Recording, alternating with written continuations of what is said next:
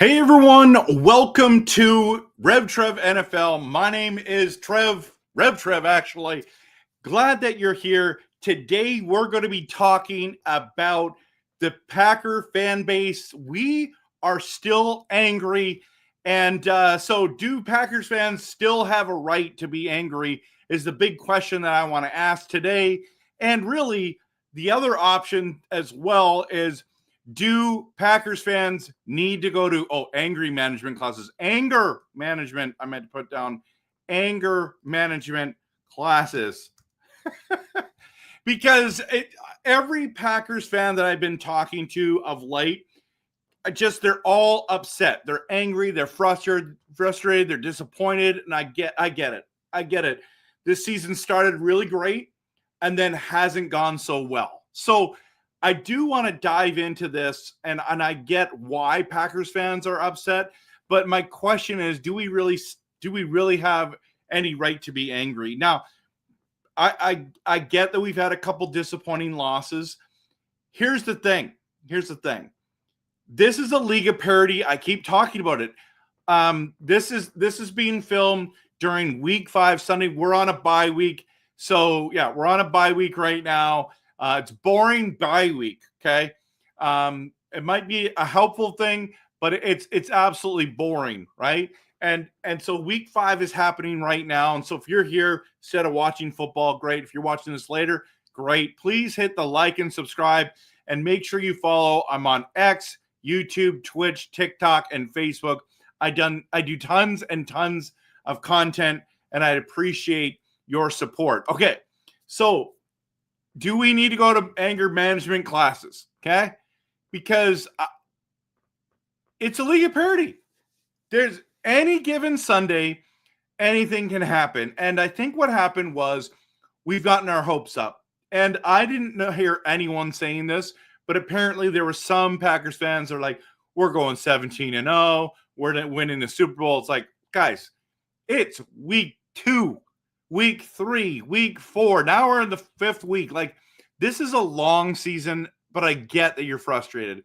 And so many people are like, really? This is how we start? And then this is how we. So we went on 2 home games, played extremely well, offensively, defensively, O-line, D-line, phenomenal. We let Jordan Love cook. Josh Jacobs was playing well. Micah Parsons was just killing it out there. And yeah, the defense was rolling. Everything was rolling. Everything was wonderful. If you went to those games in Lambeau, you were having the time of your life. And then we went on the road. And I made that video a long time ago. 2 weeks, 3 weeks to be exact, that I had this weird feeling about the Cleveland game, that it was going to be one of those trap games. And everybody was predicting, we're going to blow them out. We're going to blow them out. We're going to blow them out. Everyone was predicting Green Bay win by big. And I'm like, I don't know. We're going into Cleveland. And not that Cleveland's amazing, but they're better than you think. That defense is better than you think. And guess what? We saw that defense showed up, and versus Cleveland, our offense failed us. How are we up with 3 minutes and 46 seconds left, 13-0, and lose the game? So, I mean, how we lost it is our offense failed. And then we were up 10-0, right? We were up 10-0. Then if you think about it, we get the blocked field goal. They get the blocked field goal on us. Changes the whole momentum. It was 10-10 at that time.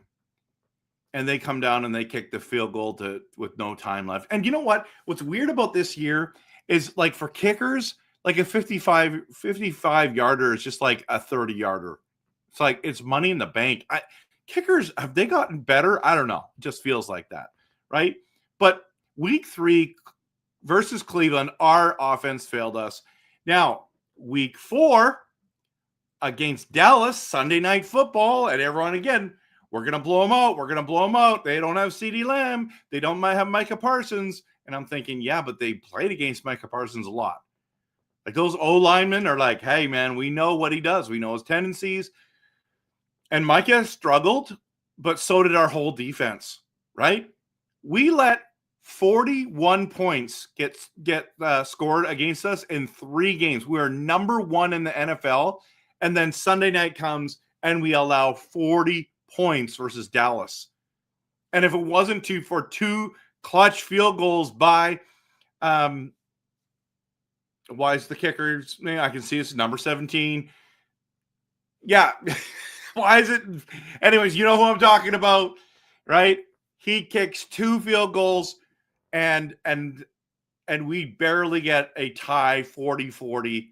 Time not remaining, right? We got it there. So I get it.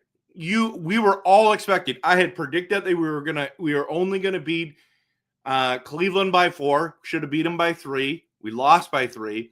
And then I'm thinking, this Dallas game, I don't know what's going to happen. We just got to find a way to win that game. And I thought this is going to be one of those weird ones. We're going into Dallas. It's Sunday Night Football. It's, we're chanting, thank you, Jerry, right? Thank you, Jerry, over and over and over again. And something crazy is going to happen because we were a part of this league called the NFL, and it's the National, I don't know, Craziness League. It's what's an F? Fantastic, fluky league. I don't know. Anything can happen. Anything can happen, right? And that's exactly what happened. And now Packers fans are mad. The other thing about the Dallas game that's crazy is that we had beaten them 11 times in a row. And it's like, guess what? We did the same thing to the Bears and we lost to the Bears last week. Now, different scenario, blah, blah, blah.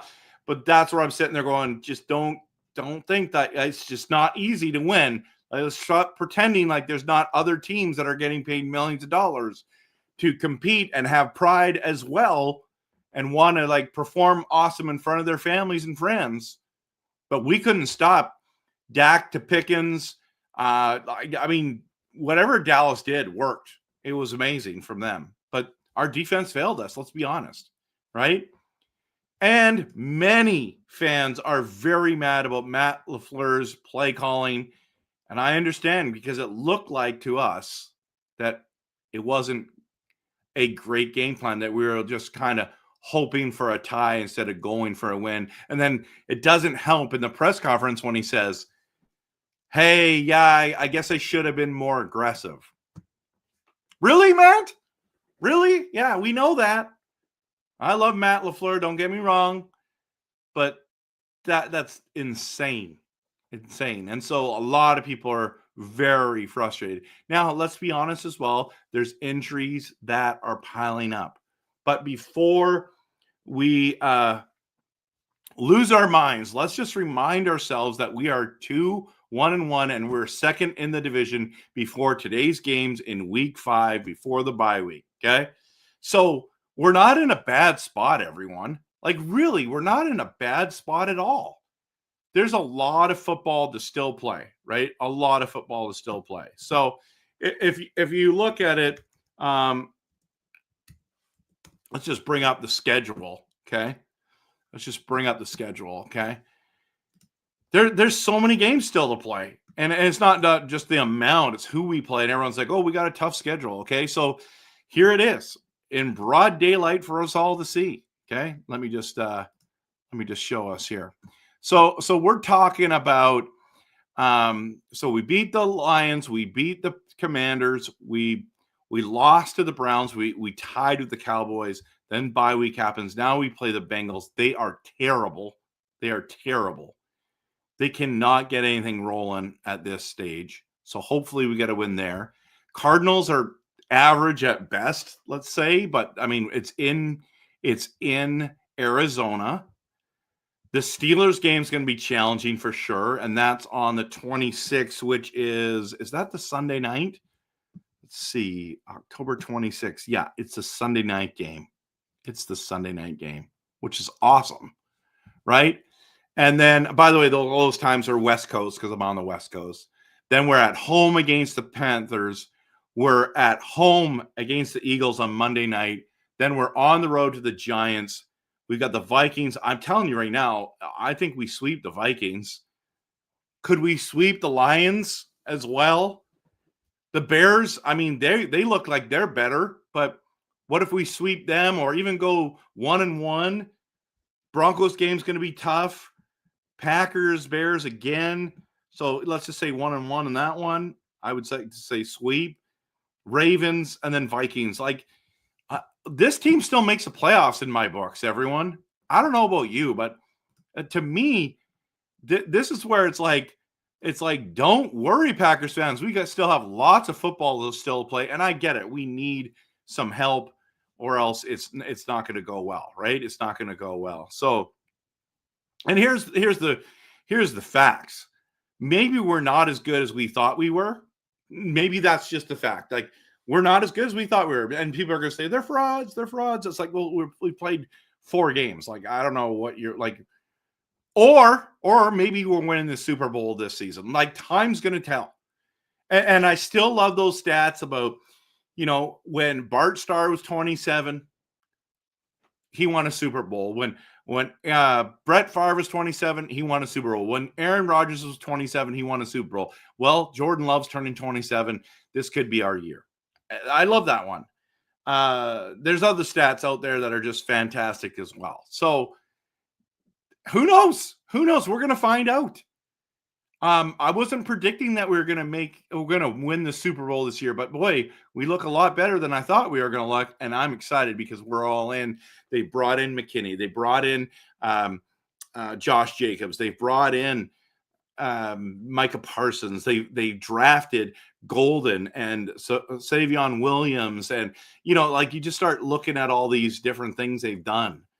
And they're trying to win now. They got a 4-year window that they're trying to win at least 1 or 2 Super Bowls. And I love what they're doing. So I'm happy about it. Now, like I said, we're in bye week, boring bye week, but also the return of Tom, Watson, and Reed is going to help us as well.